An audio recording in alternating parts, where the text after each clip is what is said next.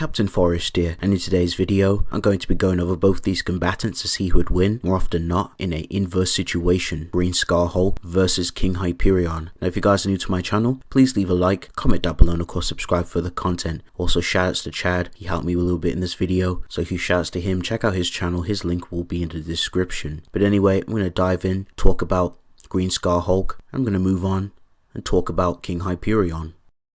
So throughout the World War Hulk event, which lasted for at least 3 days, Hulk performed many impressive feats while remaining suppressed. There were certain points where Green Scar Hulk would exert more power while in base, while he suppressed against a lot of powerful characters, but regardless he still remained in his suppressive state, which is very impressive. Now Hulk would go on to defeat a lot of characters. He's pulled up to the X-Men, completely soloed them all. Even Juggernaut at full power was unable to defeat the Hulk. Yes, he got some jabs and he was hurting him, but this Hulk was suppressed and he literally just pushes Juggernaut away like a fly and makes him BFR himself with not really much difficulty. We also seen he was able to literally lay waste to the Fantastic Four, would go on to fight Doctor Strange, who had a portion of Zom's power, which is absolutely impressive. More impressive endurance feats for Green Scar Hulk is that he was able to endure and take a beating from this amped Doctor Strange, and was also able to outsmart and get him off guard to take him down, despite Doctor Strange also beginning to worry about the people in the area and was beginning to lose control of his power. And of course, Hulk performs a lot of impressive feats during his fight with Sentry, where he stalemates this same Sentry. Very impressive feat, by the way, because Absorbing Man was able to absorb the powers of the Cosmic Cube, Odin, Galactus, power which can destroy the Scarlet Witch, Wiccan, and also Dormammu. Simply could not handle Sentry giving him all his power, which caused the Absorbing Man to collapse on himself. Even with a mere fraction, he notes that Sentry is God himself with that type of level of power, and this same Hulk stalemates this unstable Sentry. Very impressive feat for Green Scar Hulk. Okay, so that's going to round up Green Scar Hulk. I'm going to move on. Okay, so that's going to round up Green Scar Hulk. I'm going to go ahead, move on, and talk a little bit about King Hyperion, see what he brings to the table. His plan was to betray them and remove the nanites from his body somehow. Unfortunately for King Hyperion, Juggernaut tries to stop him after Juggernaut's nanites in his body went off via a device that Hyperion was holding. They actually get into a fight.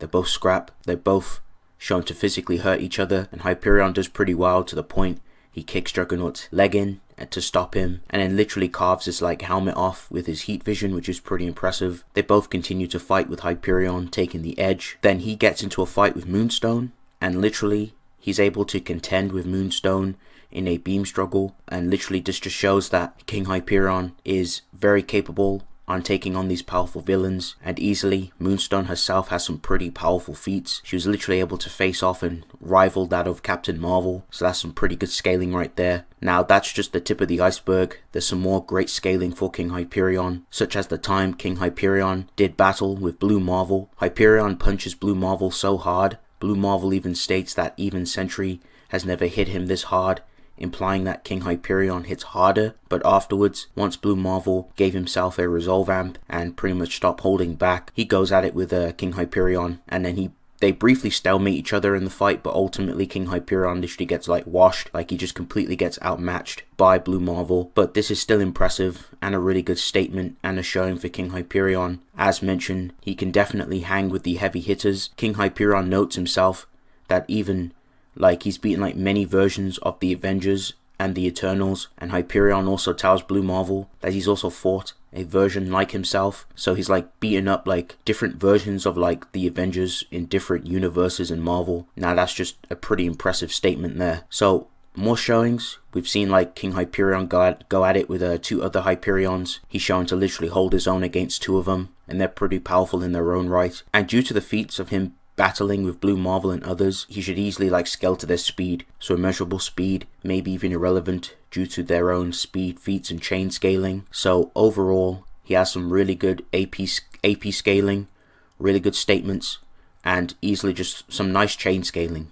So that's going to round up like King Hyperion in AP. I'm going to move on to some of his other things. So this version of Hyperion has a lot of the other powers that the alternate versions share, such as heat vision, ice breath, enhanced senses. He can also use his vision to see Kitty hiding behind a wardrobe, and he can tell if he's talking to a fake impersonator by observing through their body and basically looking at the biological changes in their body. So he's got some really good eyesight, really good enhanced senses, and literally he's able to like counter like some hexes. So there's this like mutant called Blink, and she has the ability to basically BFR you with her rods, and just by vibrating he's able to like prevent Blink from like BFRing him away, so he can like neg like conventional BFR, which is pretty impressive.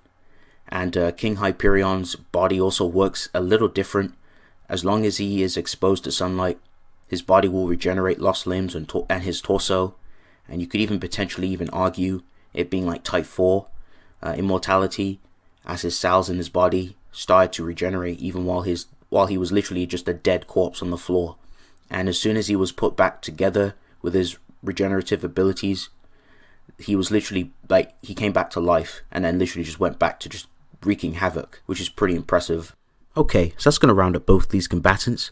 I'm going to go ahead, give my thoughts on who I think wins more often than not in an inverse situation. King Hyperion himself has some pretty interesting statements, being stated to hit harder than Sentry, having feats of fighting Blue Marvel and fighting Juggernaut of course, and being able to carve off his helmet, which is pretty impressive. These statements, very good for King Hyperion. However, when it comes down to more direct feats and we look at Green Skull Hulk's fights, I think Green Skull Hulk takes AP a little more. I think he scales a little higher than King Hyperion when it comes to actual feats. We have direct feats of Green Skull Hulk literally fighting Sentry. We have Green Skull Hulk literally obliterating and embarrassing like the whole of the X-Men, completely embarrassing them and defeating them in combat. Even powerful mega level mutants that have creation level feats of their own, Hulk is literally swatting them away and they have no chance in hell against Hulk. And we literally see that Hulk is able to even take massive fat digs from a amped Doctor Strange who had Zom's power, who had like a portion of Zom's power, which is very impressive. Hulk is literally eating these digs, and Zom is actually very powerful himself. So based off feats, durability wise, and I think that a Hulk would probably win with moderate difficulty. He'd be able to